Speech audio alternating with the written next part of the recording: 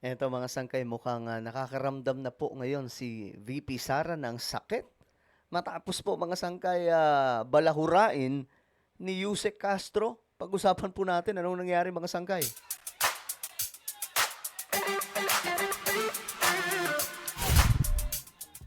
Hello guys, what's up? This is me, I'm back. Okay. Pag-usapan po natin itong patungkol po dito kay VP Sara na kung saan ngayon mukhang nasasaktan na po siya no, sa mga banat. Kasi meron pong word war itong si VP Sara at itong si Attorney Claire Castro, ang ating Yusek, mga sangkay. Ngayon nga po, mukhang nangangaray na. At dahil dito, mayroon pong gustong gawing, kumbaga mabigat na bagay laban po kay uh, Attorney Yusek Claire Castro. Pag-usapan po natin yan mga sangkay. Anyway, bago tayo magtuloy-tuloy sa mga hindi pa po dyan nakakapag-subscribe sa ating YouTube channel, tayo po ay road to 2 million subscribers na. Padami po tayo ng padami dito sa YouTube. Kaya naman, kung gusto mo mong mapabilang sa patuloy na dumaraming mga solid sangkay, makikita nyo po yung subscribe button sa baba ng video na to. I-click nyo lamang po yung subscribe, i-click ang bell, at i-click nyo po yung all. Sa mga nanonood po sa Facebook, i-follow nyo po yung ating Facebook page. Okay. Eto nga po mga sangkay ang ganap ngayon. Kasi nga po, nakaraan, itong si VP Sara, tinawag po na Chucky ni... Nakamukha daw po ni Chucky. Alam niyo si Chucky, mga sangkay, yung horror na ma-aksyong movie. Alam niyo yun siguro, mga sangkay. Basta hanapin niyo na lang. Kamukha daw po ni VP Sara. Ayun. Ang gustong gawin mga sangkay, gustong gawin kay VP Sara, kay Attorney Claire Castro, ipadisbar daw po. Dahil daw po sa pambabalahura kay VP Sara. Ito, tignan po natin yung balita. Medyo comedy nga ito mga sangkay. Pero pag-usapan lamang po natin. Ito, pumalag si Palace Press Officer Claire Castro sa posibilidad na madisbar o matanggalan siya ng lisensya bilang abogado matapos niyang sabihing kahawig umano ni Vice President Sara Duterte ang iconic, 'di ba, yung dal na si Chucky. Ako mga sangay opinion ko diyan.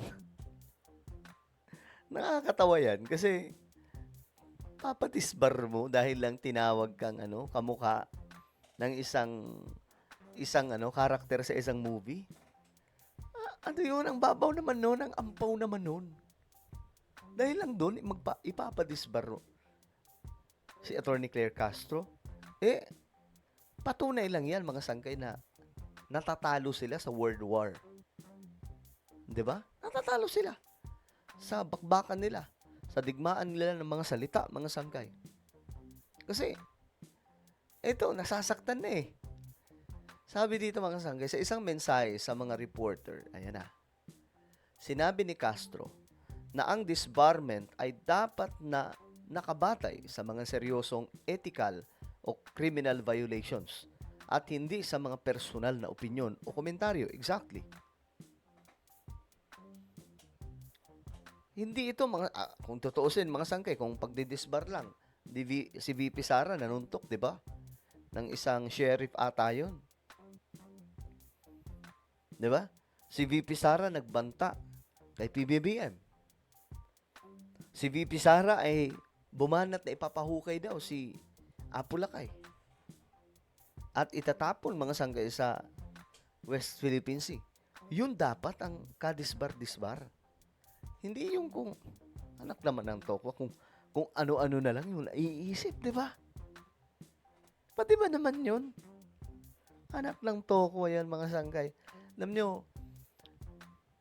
pinapatunayan lamang na natatalo po sila sa digmaan ng salita, sa bakbakan, sa mga patutsadahan. Alam nyo, lalo lang silang pagtatawanan ni Attorney Claire Castro sa kanilang mga trip eh. Kasi dito umaaray na sila eh. Bagamat walang salita na kumbaga wala tayong naririnig ng aray ko. Walang ganun. Pero sa action na ito, mga sangkay, Nagpaparamdam sila na, aray naman, nasasaktan na. O, di ba? Giit ni Castro, mas ground para sa mas may ground para sa disbarment ng isang lawyer ang pakikipag-usap sa isang, ayan, mga sangkay, di ba? Yung pagbabanta kay la PBBM. Yun dapat. Yung ano-ano mga sangkay, kumbaga, karapat dapat na ma-disbar. Pero kung ito, itry nila, mga sangkay, mag-file sa Supreme Court kung kayang ipadisbar yan. Anak lang to, kalokohan yan, di ba? Kalokohan yan, imposible na mangyari yan. Ito, mas may ground for disbarment sa isang lawyer na may kinausap ng assassin para, di ba, mga sangkay? Itumba sila PBBM. Mas ground for disbarment ng isang lawyer ang umaming nagpapatumba, nagdanakaw daw sa kaban ng bayan, at nagbabayad ng mga sila 'di ba umaamin po 'yon, mga sangkay. Doon dapat. Pero ito hindi sa pinagtatanggol ko si Attorney Claire Castro. Pero ang babaw niyan. Ipapadisbar mo kasi natatalo ka sa mga banatan ninyo. Ang bihira. Hindi, doon pa lang talo na kayo. 'Di ba? Mga sangkay, ito tingnan po natin yung komento ng mga kababayan natin. Nakakatawa talaga tong trippings nila eh. Sabi ng isang nag-comment, totoo naman. Sabi naman ni Luis, sabi ko na nga ba, may kahawig siya, di ko lang maalala. Hindi kasi may video noon, mga sangkay, di ba? Yung about sa, yung pakikipagbati ba yun? O greetings kay la PBBM na nagsungit doon si VP Sara. So, medyo may kaunting, yung mukha kasi, nagmamaldita. So, alam niyo naman siguro yung itsura ni Chucky, mga sangkay, di ba? Pwede palang madisbar ang abogado pag nagsasabi ng totoo. Na real talk na saktan. Sana nga, natatawa talaga ako. Ang bira. You said it right. Yes, she is. Sabi naman isa, now na. Magkapatid pala si Chucky at si Barbie. Palengkerang lukaret kasi, sabi naman ni George. Sabi naman dito ni Badul, Chucky Claire ka daw, sabi ni Vice Sara Ganda. Okay. Bakit? Hindi ba? Sabi ni Bruhang Malupit.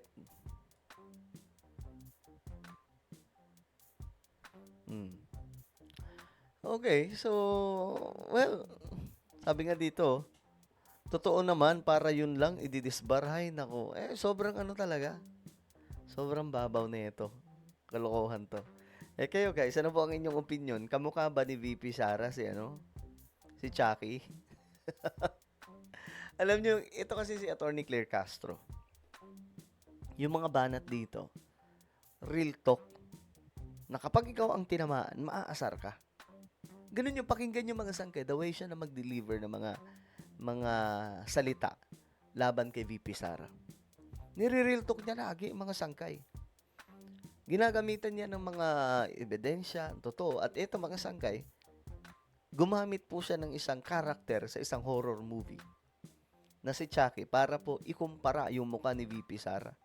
Ayaw mo ni VP Sara noon eh. At least, di ba, nasa movie, sikat, di ba?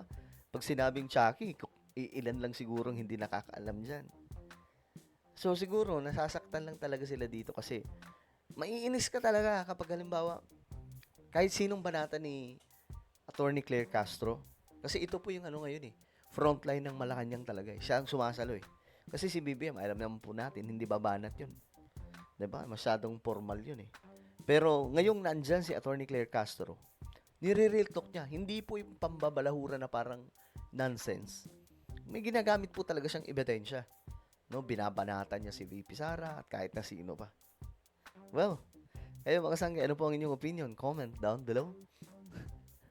Ang bira. Mayroon po tayong YouTube channel. Ito po isang Revelation. Hanapin niyo po ito ngayon sa YouTube. Kapag nakita niyo na, i-click niyo po yung subscribe, i-click ang bell, at i-click niyo po yung all. Ako na po ay magpapaalam. Mag-iingat pong lahat. God bless everyone.